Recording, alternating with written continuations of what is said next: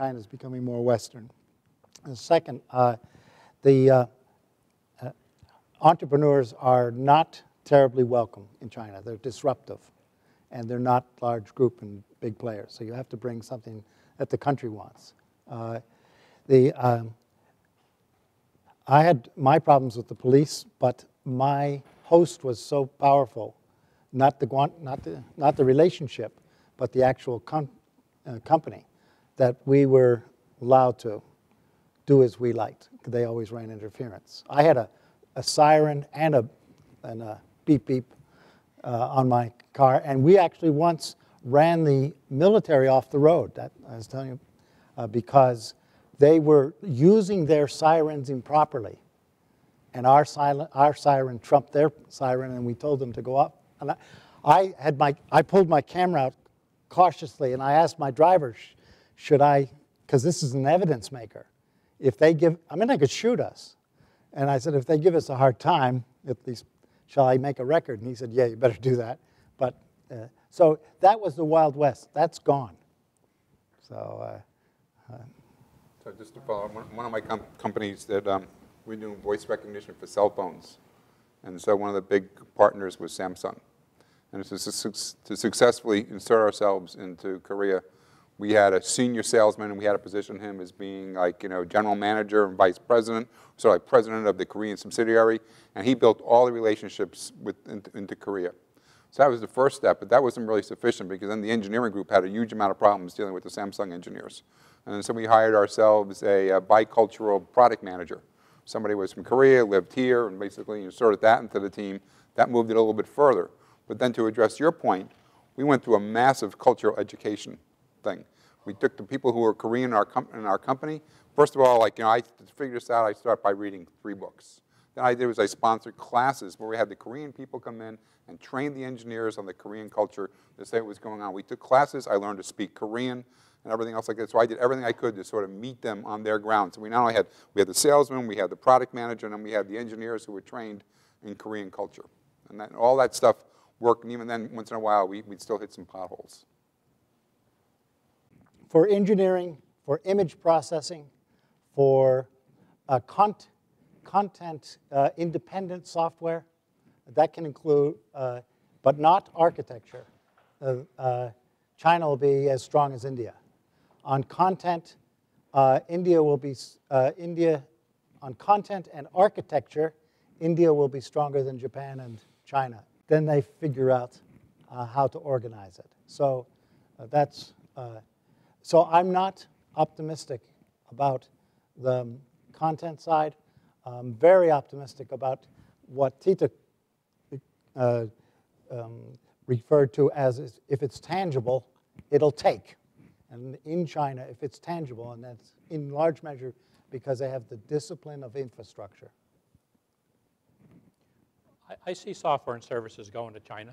It's going there today to a minor extent. And as I mentioned, there are two times the services software companies in China that there are in India. They're just their state of evolution. They're just quite a bit behind. And I think over time, you'll see them evolve and become much stronger. Perhaps following what you said about the value chain, it might be that China will march behind India 20 years. And 20 years. Yeah, it's going to take quite some time, and it's also going to depend on what market you're talking about and what their strengths are versus the strengths in India. But it's going to take quite some time. India's got a leading position, no question, and they'll probably sustain that position. But we'll see more work going to China. There's a company right up here in Wakefield that leapfrogged. They wanted competitive advantage. They were focused on the manufacturing sector, and they decided not to go to India at all, and they just leapfrogged that whole thing, and they've gone directly to China. And we have companies going to Vietnam now. China is about half the cost of India, and Vietnam is about half the cost of China.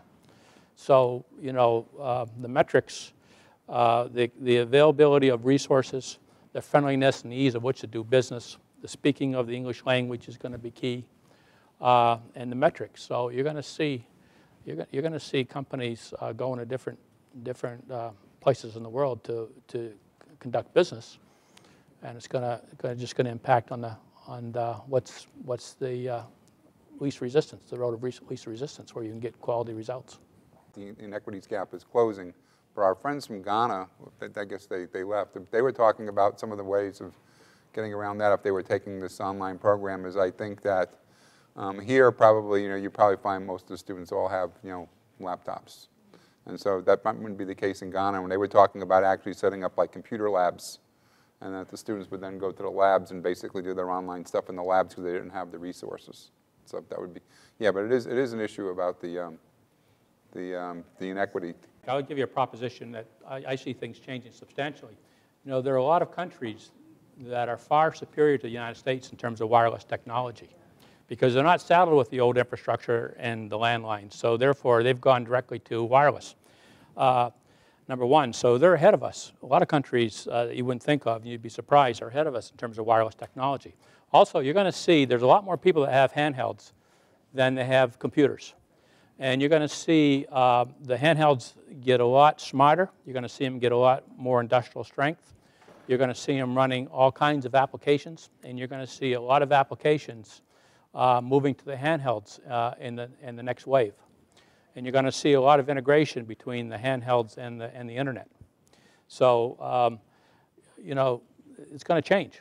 It's going to change. And there's going to be a lot of third world countries that are going to go wireless and they're going to use the handheld as their computer. And there's not going to be as big a need for the computer. The issue is beyond technology because one of these classes I'm taking, we're studying education in Ghana. And in some places, there's like one book for 25 students. So the whole inequity thing is way beyond computers and stuff like that. I was just saying, my God, how could you teach with one book for 25 students? Well, the word is communication, not just language, because lots of Chinese, almost every university graduate can give you broken English. So it's not at the rudimentary level. But the whole worldview is embedded in the language. And we come from an individualistic, candor, truth worldview. Chinese come from a nurturing group, harmony worldview. And that results in entirely different communications unless you're on their wavelength or they're on your wavelength, which is very rare. And so that's your everyday concern. And to know what their worldview is, which is rare and which is the major thing I'd just like to leave here, is to make a giant step towards appreciating Chinese communication, which is a way to move closer to the Chinese so that that communication gap becomes less. And correspondingly, if you can articulate, because at the end of the communication, the most effective means of conducting business in China is trust. And you can't get trust if your assessment of the communication is untruthful. And so these paradoxes cripple Westerners in China, in my view, and they're unnecessary.